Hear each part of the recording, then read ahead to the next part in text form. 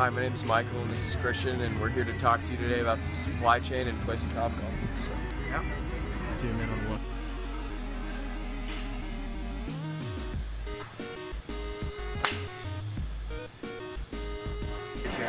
Yeah, so I went and worked at Recaro. They had me basically interview all the different departments and create like a value stream map of all of the processes from when they make an order and you know, how it goes through the warehouse, how it goes through manufacturing, and how they ship it out. And so I just interviewed everybody there, figured out what they do every day, and how it affects everybody else in the company.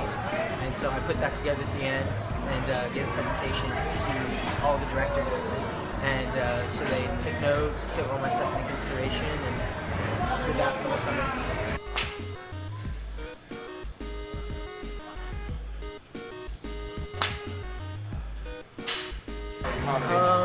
I think it was a combination of everything. I would say my logistics class and my purchasing class probably did the most for me. Because I worked with the purchasing team at Recaro. That's one of the people I worked with the most. And then I guess logistics just because of all the movement, all the trucks, all the orders I had to go through. And so it kind of made more sense in my head after I had the class.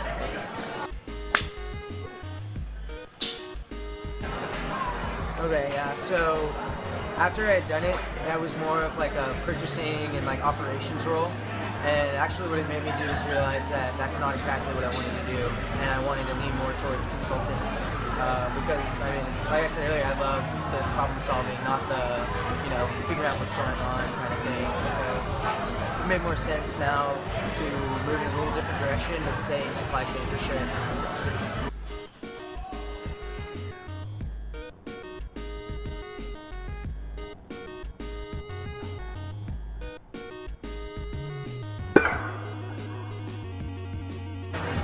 Next year, it's like well, you have to start in sales actually. So it's a logistics firm. What they do is they help people move anything they have. So a lot of times companies don't want to do all the logistics themselves. And so what we do is we contact companies and figure out, you know, how much you're paying, you know, how are you getting it there, how reliable is it? And then so we find trucking companies or, you know, railroads, things like that, and can get them to work with them, and we're more of like the middleman, and so we find the most efficient, you know, cheapest way to do it.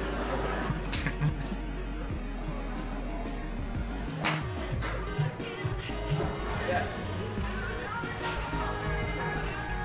I don't know what to tell you.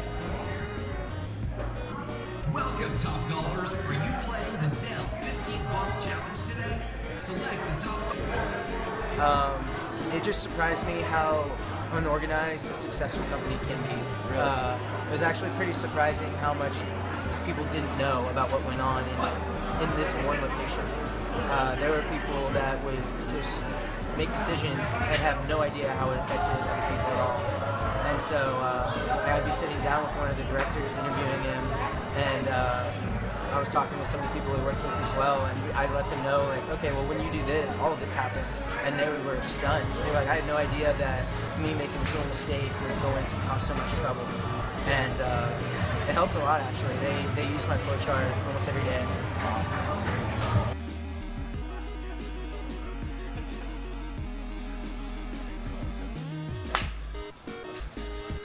Yeah, okay, so I guess it all started when I really liked solving puzzles, and supply chain is essentially just a really big puzzle you have to put together, and there are so many different pieces that go into it, and it's more about figuring out what pieces, you know, are the most efficient, the fastest, the most reliable, and I just thought that whole concept was really interesting.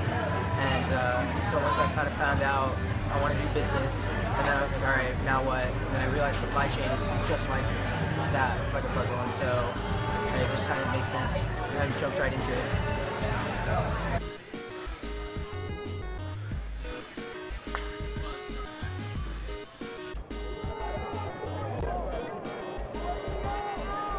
Ooh, that's right.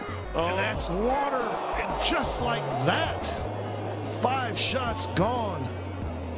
Far from done yet, but Jordan Spieth back to 1 under par, and now he is chasing. Look at the scores. for